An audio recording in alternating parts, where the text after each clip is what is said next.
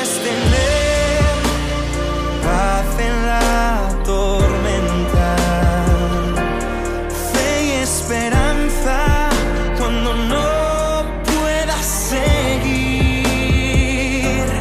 Y aun con tu mundo hecho pedazos, el Señor guiará tus pasos. Lucas 22, 31 a 34, dice así la palabra del Señor. Dijo también el Señor: Simón, Simón, he aquí que Satanás ha solicitado poder para zarandearos como a trigo. Pero yo he orado por ti para que tu fe no falle. Y cuando te hayas vuelto, fortalece a tus hermanos. Él le dijo: Señor, estoy dispuesto a ir contigo no solo a la cárcel, sino también a la muerte. Y él dijo: Pedro, te aseguro que el gallo no cantará hoy antes que tú hayas negado 3 veces que me conoces. Estamos en el penúltimo de los dobles llamados del Señor.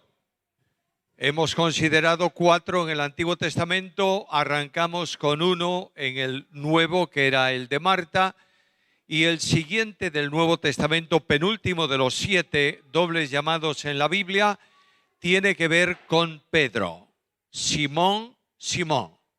Y en este doble llamado, el Señor está invitándonos a un reconocimiento de nuestra debilidad y a un retorno sin condiciones a Él en una vida de fidelidad. La fidelidad no es una opción de vida cristiana, es la única forma de vida cristiana. Por una razón, porque cuando nosotros creemos en Cristo, no solo hablamos de Cristo o estamos cerca de Cristo, es que Cristo está en nosotros. Y la vida de Cristo se hace vitalmente nuestra vida personal. No podemos tener vida eterna si Cristo no comunica esa vida.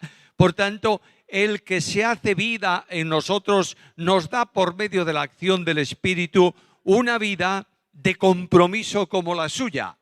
Es verdad que Él tiene un compromiso en relación o en dimensión infinita. Es verdad que Él es santo, no pudo pecar ni pecó.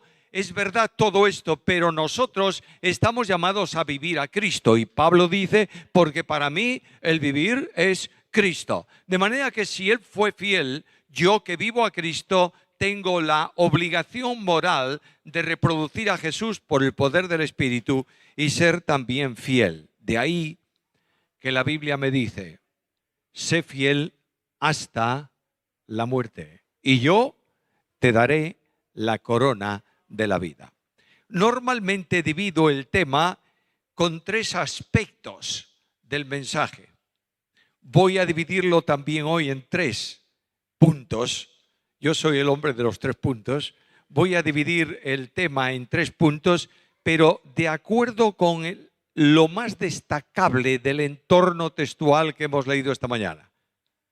Primeramente, Simón. Segundo, Satanás. Tercero, Jesús. Ahí está el gran contenido de este pequeño grupo de versículos que leímos hoy. Primeramente, Simón. Simón es el personaje, humanamente hablando, central del pasaje. Ahí va el Señor Jesús después de la cena, después de la oración, van camino de Getsemaní y no se nos dice por qué, ni cómo, ni de qué manera hay esta reacción de Cristo dirigida a Pedro o estas palabras de Jesús. Y es muy interesante notar que el Evangelio, los evangelistas, concretamente Lucas, hace ahí una aproximación para enlazar con lo anterior y dice, simplemente dijo también el Señor, pero esa es una frase indefinida. Lo que sí es evidente es que el Señor le dice, Simón, Simón. Se para un momento en el camino y se vuelve a él y le dice, ten cuidado, Simón. Es lo que está diciendo el Señor a Simón en este versículo. El nombre, yo voy a ocupar muy poco tiempo en el personaje. El nombre Simón es conocido, es el nombre de Pedro. Pedro se lo da el Señor, pero al principio su nombre de pila, digamos así, hablando en castellano, es Simón. Y este Simón aparece de primero en todas las listas de los apóstoles. No importa cuál sea el evangelio que tú busques, el primero de todos ellos, Simón. Incluso Lucas en Hechos, en el capítulo 1, en el versículo 13, que da la lista de los que estaban orando y menciona a Simón. No quiere decir que Simón fuese más importante que el resto de los apóstoles, pero es un auténtico líder. Es el que dice, el que habla, el que va adelante en muchas cosas, el que propone, y es el que predica también. Hay otra razón específica en eso que veremos enseguida. Pero su nombre es Simón. Y de pronto Jesús le dice, tú te llamarás Cefas, piedra, roca, paréntesis. Muchas veces los evangélicos solemos decir que en griego hay dos palabras, y es verdad, para hablar de piedra y de roca. La piedra es chiquita y la roca grande. Y decimos, aquí el Señor utilizó la palabra piedra. Cristo no hablaba en griego, hablaba en arameo. Y ahí no hay distinción. Es Pedro el que distingue y el que dice después de esto, es Pedro el que dice, la roca es Cristo. Ahí está la solución del conflicto y del problema. Ahora bien, el Señor le llama así, le pone este nombre, piedra, puede ser que sea por solidez, por dureza de carácter, no importa por qué. El Señor lo califica de esta manera. Es uno de los 3 apóstoles del llamado círculo íntimo. Perdonadme que os diga que tampoco entendí nunca esto del círculo íntimo. ¿Es que los otros no están en intimidad con Cristo? Sí, pero lo que está haciendo el Señor es tomando a 3 personas de aquellos 12 para que estén presentes como testimonio que la ley determinaba o establecía, un testimonio creíble de las cosas que se van a publicar. Y aquí el Señor escoge a estos 3 que están presentes en momentos claves de la vida de Cristo. Simón Pedro. Es uno de los primeros discípulos a quien Cristo llama para que le sigan. Es verdad que Andrés lo llevó primeramente al Señor en tiempos de Juan el Bautista y todo esto. Conocéis la historia, pero Cristo los llamó en el mar de Galilea y dice el texto bíblico que ellos dejaron todo y siguieron a Jesús. Pescador, trabajador, yo diría que empresario. No era un cualquiera, no era el pescador que estaba en la orilla a ver si pescaba 4 o 5 pececillos para vender. Era un hombre que tenía un equipo de redes y era un hombre que trabajaba en el mar de Galilea. Bueno, este Simón. Pero hay algo más. La personalidad de Pedro es enormemente interesante. Perdonadme, pero es mi apóstol predilecto. ¿Puedo tener un apóstol predilecto? Bueno, pues este es Pedro. Para mí Pedro me cautiva. Cuanto más leo acerca de él, más en sintonía estoy con su personalidad. Era un hombre dinámico y un hombre de decisiones así. Él reaccionaba inmediatamente y resolvía y hacía, muchas veces se equivocaba, y era un hombre que hablaba demasiado. En esto yo me identifico mucho con Pedro. Cuando tú hablas demasiado, muchas veces te equivocas, tienes problemas, hay dificultades. Ahí tienes a Pedro. Y puedes poner o ver algún ejemplo de la rapidez de reacción de Pedro. Pedro no piensa, Pedro dice y hace. Ahí está Pedro en la barca, en el mar de Galilea, en medio del temporal, todos temblando por el viento y el mar y tal, y de pronto Jesús caminando por las aguas. Y Pedro lo ve, todos se asustan, y de pronto, ¿qué dice Pedro? Jesús le dice, soy yo. Para saber que realmente eres tú y que no nos equivocamos, manda que yo vaya a ti sobre las aguas. Y aquí inventamos la historia de la fe de Pedro. ¿Qué va? Simplemente Pedro le dice al Señor, Señor, ¿eres tú? Manda, ordena que yo vaya. ¿Y qué dice Jesús? Ven. ¿Y qué ocurrió? La voz de autoridad soberana de Cristo no puede dejar a Pedro en la barca. Cristo le dice, ven, y Pedro sale de la barca y camina por el agua hasta Jesús. Y cuando llega Jesús, ¿qué ocurre? Se terminó la petición. Haz que yo vaya a ti sobre las aguas, ven. Y cuando llega allí, ya está cumplido lo que te pedí. ¿Y qué ocurre? Ahora tendría que empezar la fe, ¿verdad? Para mantenerlo sobre las aguas. No inventemos historias. Nos gusta mucho inventar historias no correctas de los personajes bíblicos. Nicodemo es un hombre indigno de llamarse como tal porque tuvo miedo y fue a Jesús de noche. ¡Qué tontería más grande! ¿Cuándo iba a hablar con Jesús con calma? Cuando todos dormían.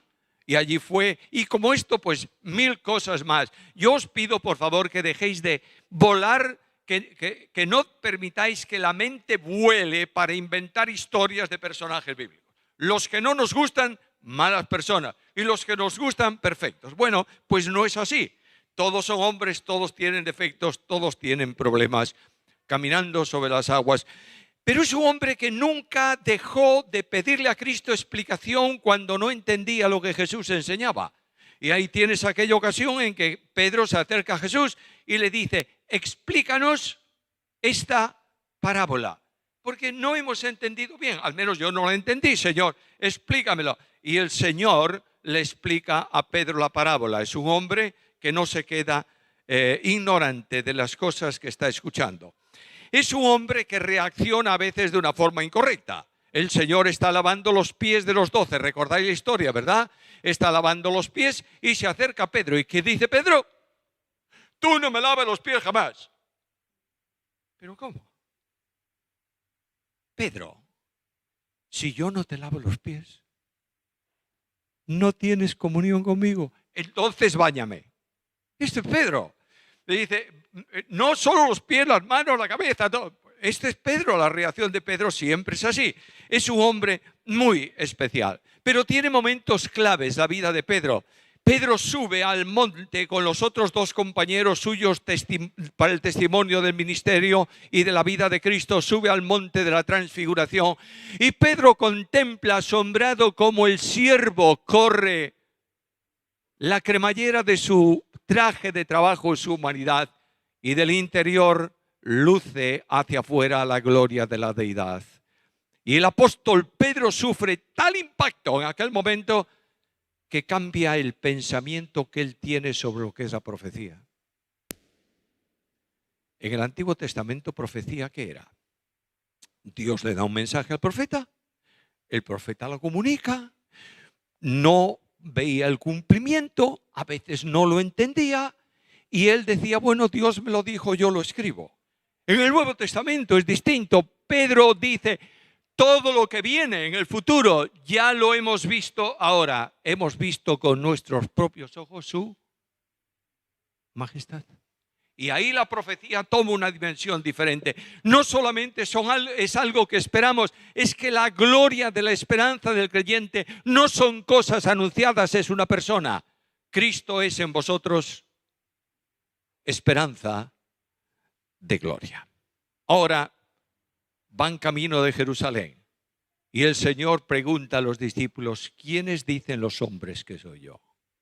Y unos una cosa, otros otro. Algunos, ¿sabe, Señor? Algunos dicen que tú debes ser Juan el Bautista que resucitó de los muertos. Bueno, ¿y vosotros qué decís?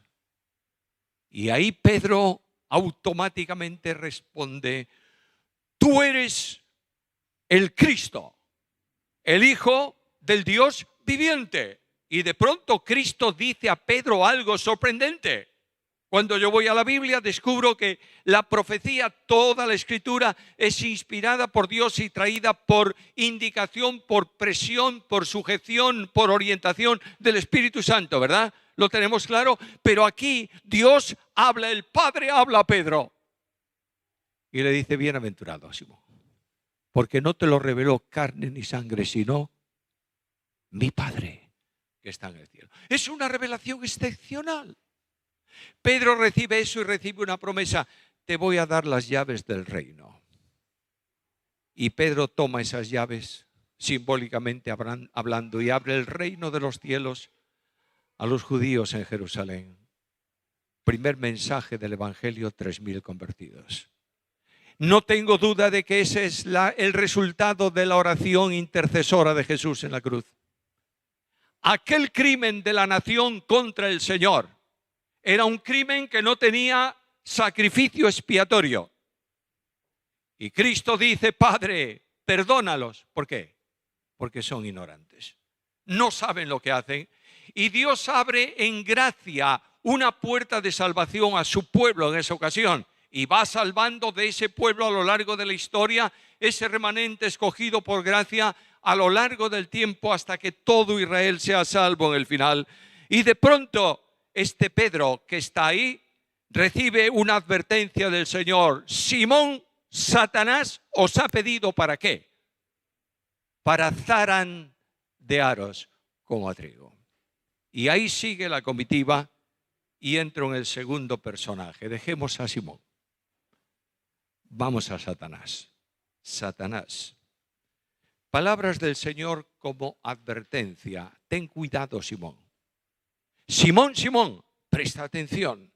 Porque Satanás os ha pedido, es decir, ha pedido y ha recibido respuesta a esa petición, no para que os mate específicamente, sino para sacudiros, para zarandearos como se sacuden las espigas del trigo para que suelte los granos. De otra manera, Satanás quiere generar un problema serio en tu vida. Y algo más.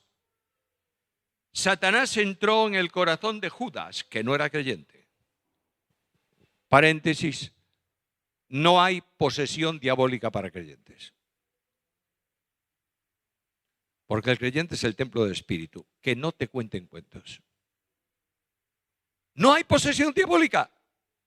Pero Judas no era creyente. ¿Qué dice Cristo? El hijo de perdición. Por tanto, a este lo toma Satanás y lo utiliza como instrumento en posesión diabólica para luchar contra el Señor y llevar el Señor a todo aquel camino de sufrimiento y tribulación hasta la cruz. Ahora, lo que dice Cristo es: mira, Satanás está dispuesto a haceros fracasar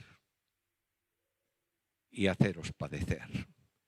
Satanás es el enemigo, es el adversario en este entorno, ¿verdad? ¿Tienes clara la doctrina de Satanás? ¿Se estudia la doctrina de Satanás? Yo creo que no. Yo creo que, o por lo menos muy poco. Yo creo que como muchas doctrinas de la Biblia es que estudiar doctrina. No. Yo quiero un salmito. ¿No oíste nunca eso? Como si el salmito fuese algo sin contenido que se utiliza, pues yo qué sé, para alegrar la congregación. La Biblia es la doctrina de Dios. ¿Crees eso o no? Y dentro de la doctrina de Dios está la doctrina de Satanás. Permíteme recordarte lo que sin duda alguna tú sabes. Satanás es un ángel creado por Dios. Dios creó los ángeles en un solo acto creacional. Trajo todos los ángeles a la existencia. Y entre los ángeles este querubín, cuyo nombre era Lucero, hijo de la mañana, y que después más tarde recibe el nombre de Satanás. La profecía de Ezequiel en el capítulo 28 describe la creación de este ángel. Es por tanto, si es un ángel, es un espíritu. ¿Tú lo ves? No. ¿Está aquí? Yo no lo sé. No es omnipresente, pero no tengo duda ninguna que alguno de los suyos está aquí hoy. No hay duda ninguna. Y este Satanás es un querubín. El querubín es una especie o un orden de ángeles cuya misión específica tiene que ver con la custodia de la santidad de Dios. De manera que cuando el hombre peca, entre el árbol de la vida y el hombre que puso Dios, querubines y una espada que se revolvía. De manera que cuando voy al Salmo 24, leo aquellas palabras: ¿quién estará en el monte santo de Dios? ¿Quién? El limpio de manos, el puro de corazón, el que no ha elevado su alma a la vanidad ni ha jurado con engaño. ¿Quién es ese? Nadie. Solamente Jesús, ¿verdad? Y solamente su pueblo en Cristo tiene esa posición delante de Dios. Y las puertas que custodian todo es simbólico, es figurativo. En el Salmo, las puertas que custodian la entrada a la presencia de Dios reciben una instrucción. Levantaros y dejad pasar. ¿A quién? Al Rey de Gloria. Ah, bien, que pase.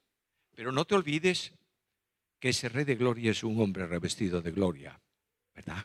La humanidad del Señor entra en la presencia de Dios. Los querubines. Era un ser perfecto, sabio, enormemente sabio. No quiero decir con esto que no haya aprendido a lo largo del tiempo. Claro que lo hizo. Satanás es un ser inteligente que aprende.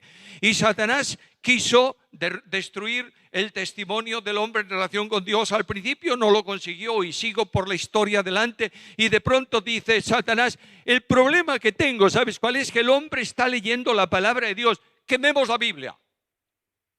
¿Y quemó la Biblia? ¿Y dejaron de leer la Biblia? ¿Qué va? Esto no es el camino. Entonces persigamos y matemos a los cristianos. Y lo hizo. ¿Y dejó de haber cristianos? No.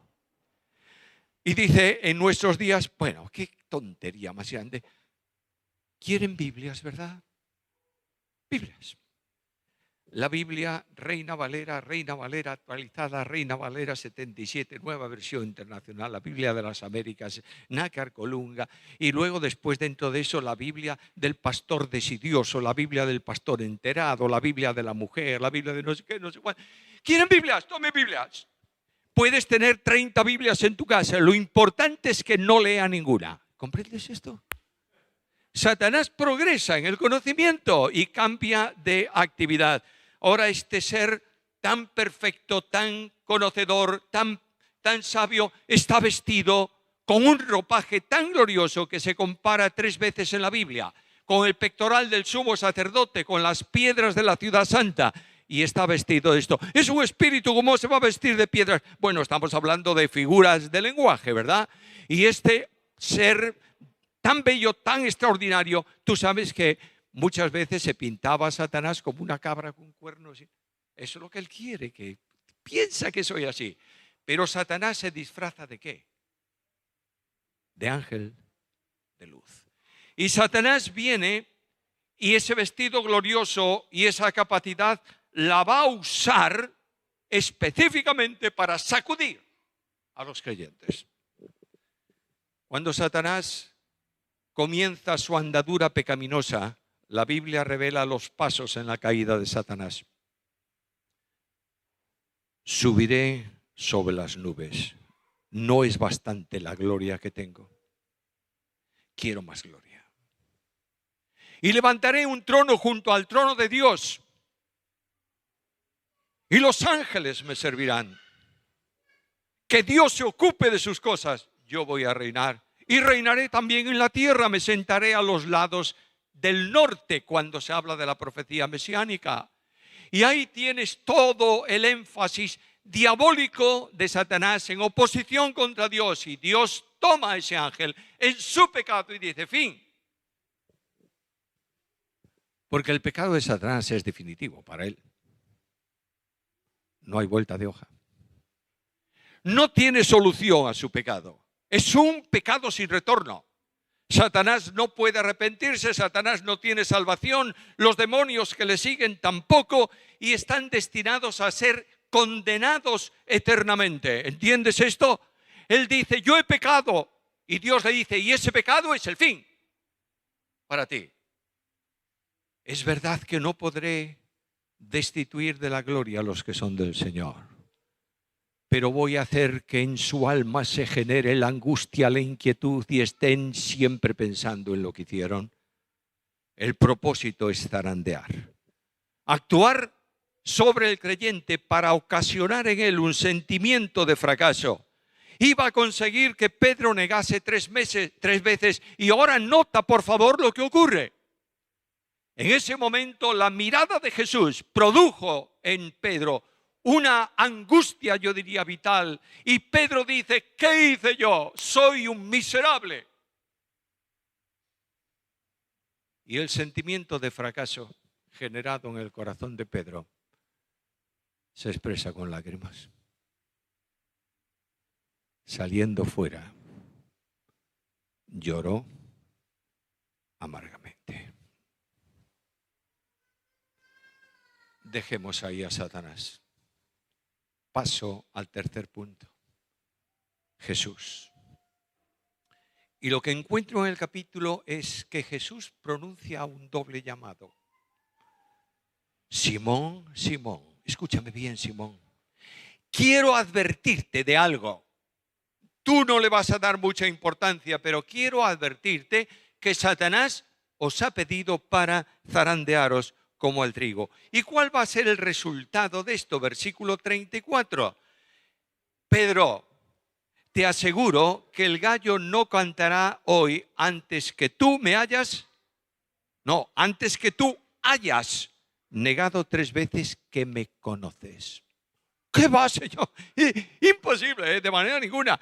Todos estos pueden escandalizarte, yo no.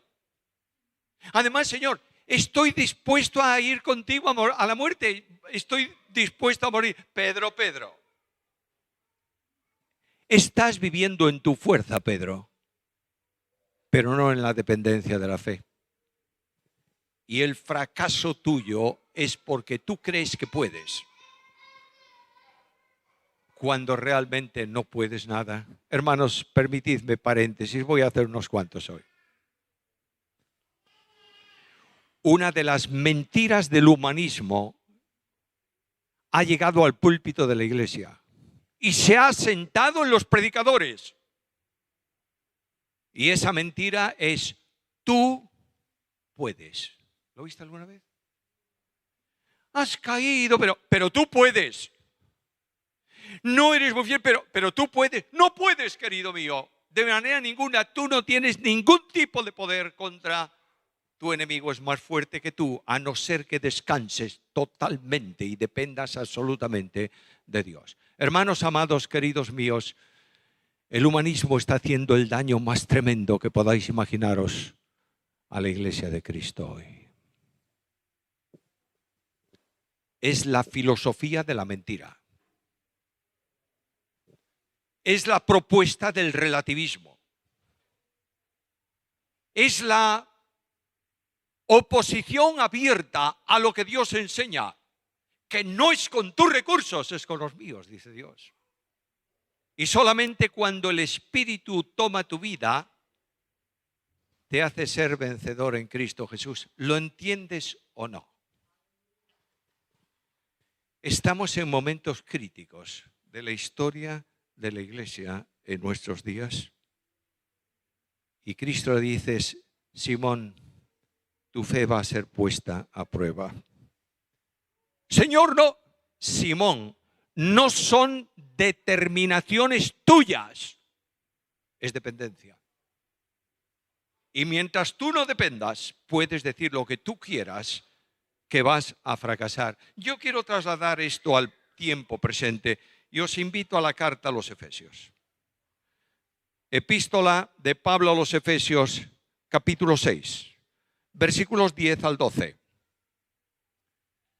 Notad esto, por favor, y notad lo que dice Pablo. Por lo demás, hermanos míos, esta traducción por lo demás es una traducción que permite hacerla de esta manera. Sobre todo, hermanos míos, robusteceos ¿en quién? En el Señor. Y en el poder de su fuerza, vestíos de toda la armadura de Dios para que podáis estar firmes contra las artimañas del diablo, porque no tenemos lucha contra sangre y carne, sino contra principados, contra potestades, contra los dominadores de este mundo de tinieblas, contra huestes espirituales de maldad en las regiones celestes. No tienes lucha contra personas que puedes ver y con las que puedes pelearte, a lo mejor de igual a igual. Estás luchando contra huestes de maldad perfectamente organizadas en regiones celestes. Y lo que el apóstol Pablo dice es el propósito de Satanás. El apóstol Pedro dijo en su carta, y Pedro tiene mucha experiencia en esto, ¿sabéis? Porque Cristo, al llegar al huerto, dijo a Pedro y a los discípulos: velad y orad. ¿Para qué? Para que no entréis en tentación. ¿Y qué hizo Pedro? se durmió. ¿Resultado? Ahí tienes toda la historia de Pedro en aquella tremenda noche. Ahora, la fe iba a ser sometida a prueba, pero Jesús dice: Pedro, he orado. ¿Para qué? Para que tu fe no falle. Pero no solo oró por Pedro. Si tú vas al capítulo 17 del Evangelio según Juan, oyes la intercesión de Jesús por ti y por mí esta mañana. Guárdalos del mal. Señor, son pequeños, pobres, vengo a orar por ellos. Guárdalos del maligno. Y esta petición del Señor es para que tú y yo, unidos a Él por la fe, venzamos, pero al mismo tiempo, si hay fracaso, y siempre lo hay en nuestra vida, sepamos que Dios no castiga el fracaso, restaura al pecador.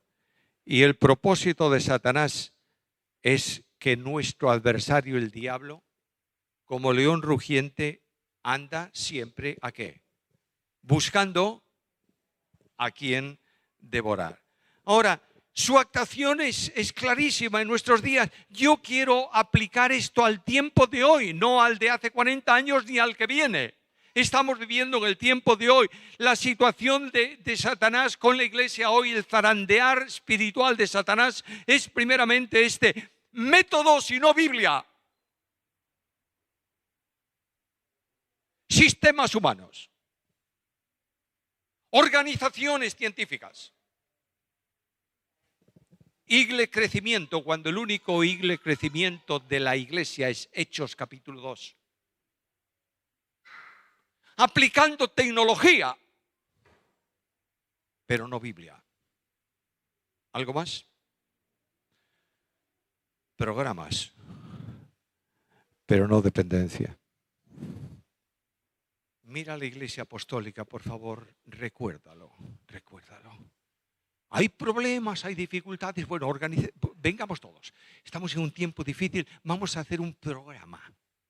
Y vamos a elaborar el programa de la mejor manera. ¿Qué hace la iglesia, hermanos? Se pone de rodillas y dice: soberano Señor, no sabemos lo que tú quieres hacer, pero permite solo una cosa, que tu pueblo predique con denuedo tu palabra. No me gustan las estadísticas. Yo en estadística en mi carrera no saqué una nota muy brillante. No me gusta.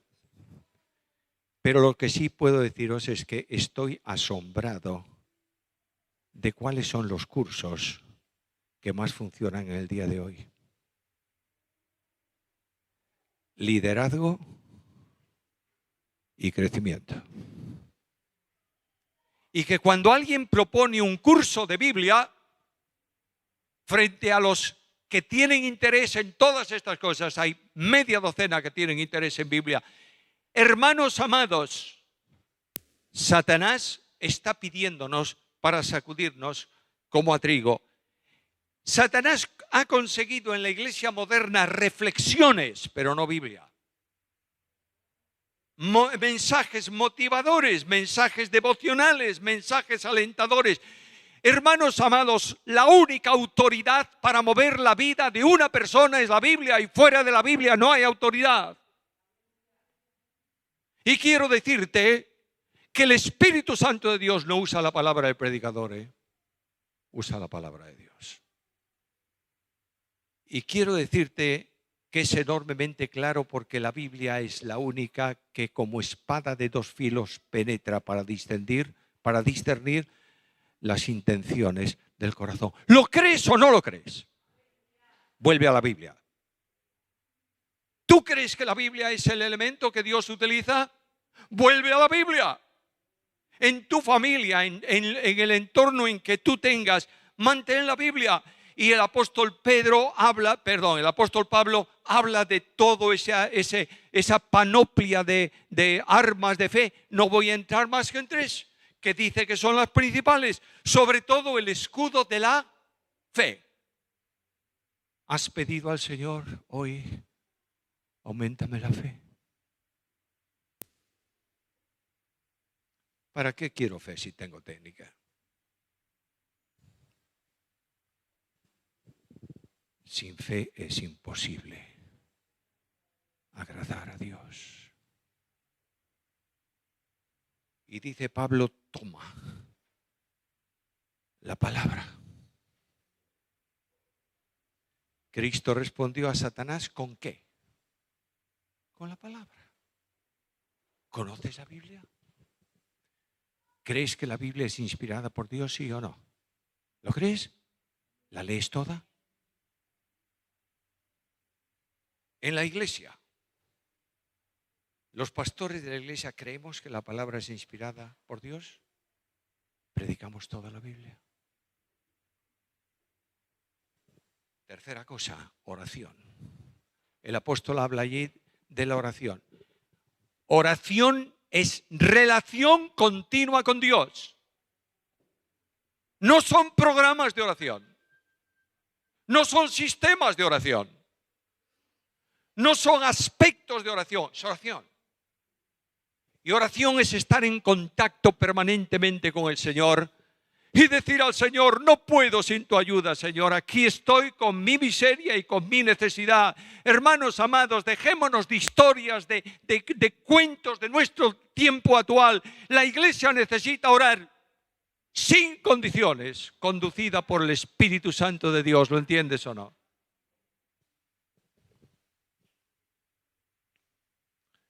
La admirable gracia de Dios. Yo ruego por ellos. Simón cae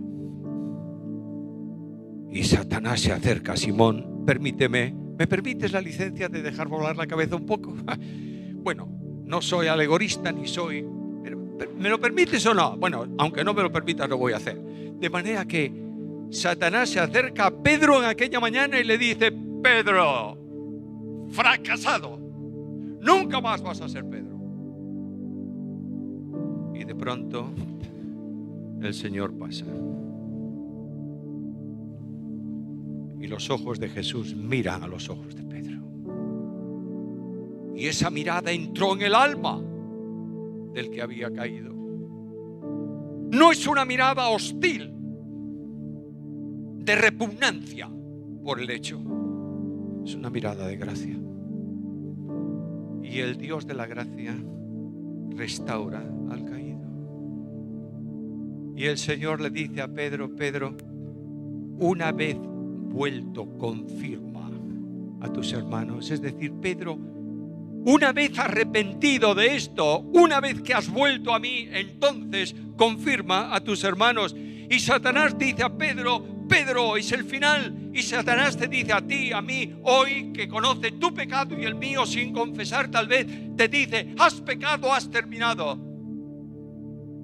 Pero Cristo me dice, tu caída no es el final. Estoy aquí para restaurarte y para mantenerte en la senda para gloria de mi nombre.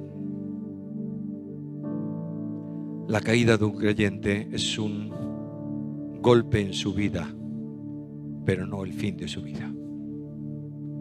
Y Dios me trae esta mañana aquí para preguntarme, Samuel, Samuel, ¿cómo estás? Y te trae aquí para preguntarte, ¿cómo estás tú? ¿Dónde estás? Tal vez estés saliendo en tu alma para llorar amargamente, pero Dios tiene gracia para tu vida. Necesitamos un retorno a la fe sin condiciones. Necesitamos un regreso a la Biblia sin condiciones. Necesitamos un volver a la oración sin condiciones. Y necesitamos esta mañana confesar delante del Señor y decir, Señor, Señor querido, quiero vivir para tu gloria. En el año 1836, una mujer en Inglaterra, Carlota Elliot, joven de la sociedad alta inglesa. Vivió como vivían las jóvenes de aquel tiempo, religiosas el domingo, perdidas durante toda la semana. Y aquella mujer sentía en su alma el fracaso, la soledad, la angustia. Y un día el Señor permitió, no sé por qué causa, no tengo esos datos de la historia, permitió que se enfermase gravemente. No podía moverse casi. Y un día la familia invitó al pastor de la iglesia para que viniese a cenar con ellos, y estaban cenando, y cuando terminó la cena, esta mujer se puso violenta en la mesa y le dijo: pastor, usted puede decir lo que quiera, pero yo no puedo aceptar que Cristo no entienda mi vida y me haya dejado aquí. Es una miseria, es una desgracia, no quiero saber nada de él. Y el pastor le dijo a la familia: déjenme un poquito con ella. Y se acercó a ella y le dijo: Carlota, ¿sabes lo que estás diciendo? Estoy fracasada y no tengo salida. Y yo quiero decirte, le dijo el pastor, quiero decirte que vuelvas a Cristo. Y ella dijo: ¿y cómo? Tal como estás. Y pasando un tiempo, esta mujer escribió, entre los muchos himnos que escribió un hermosísimo himno que dice: tal como soy de pecador, sin más confianza que tu amor, ya que me llamas, acudí. Bendito Cristo, vengo a ti. No sé si alguno de vosotros quiere venir a Cristo así esta mañana y quiere decir al Señor: aquí estoy, Señor, ya ves cómo estoy, pero vengo a ti. Tú me llamas, yo acudo. Bendito Cristo, vengo a ti. Querido Padre, gracias, Señor, porque tu Hijo intercede por nosotros y somos más que vencedores en Él. Gracias porque nuestro adversario ha sido derrotado en la cruz. Oh Dios nuestro, danos fe para volver a ti. Haznos amar tu palabra. Bendice esta iglesia, querido Padre del cielo, y condúcela por sendas de justicia por amor de tu nombre. Despídenos con tu bendición. Por Cristo Jesús. Amén. Puedes tener paz en la tormenta, fe y esperanza cuando no puedas seguir. Y aun con tu mundo hecho pedazos, el Señor guiará tus pasos en paz en medio